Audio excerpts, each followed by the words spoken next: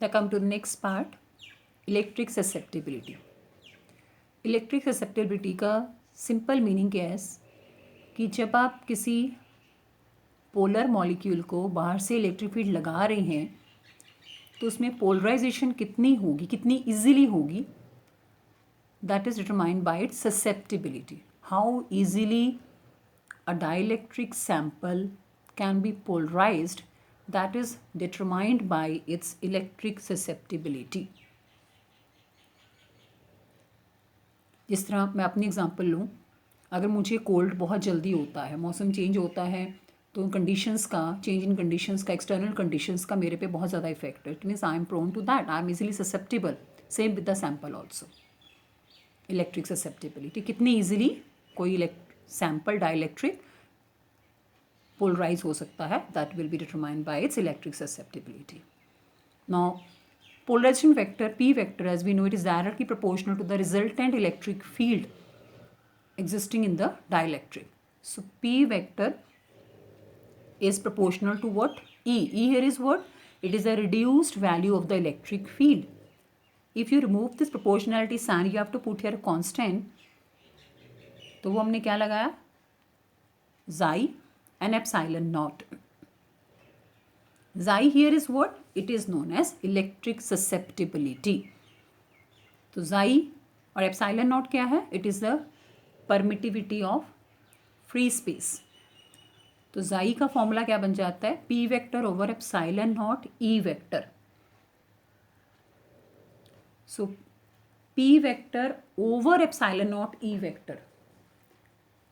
It means electric susceptibility, that is xi, is the ratio of the polarization, that is P vector, to the epsilon naught times the electric field. This is what called electric susceptibility. The dielectrics with constant xi are called linear dielectrics. They will be having dipole moment along the direction of the electric field. Now next come to the relation between K and xi. K here is what? It is a dielectric constant, and xi here stands for electric susceptibility. Now we know electric field inside the dielectric is given by E naught minus EP.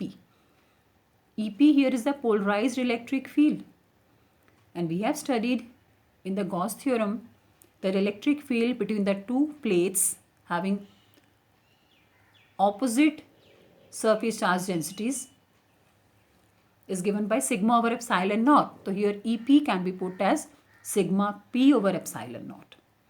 So E is equal to E naught minus sigma P over epsilon naught. But sigma P, as I've already told you, is equal to what? Polarization vector, that is P. So sigma P over epsilon naught can be rewritten as P over epsilon naught. And what is P equals to? P equals to epsilon naught xi E. Epsilon naught will get cancelled. Dividing both sides by E, we get 1 is equal to E naught over E minus psi. Now what is E naught over E is equal to?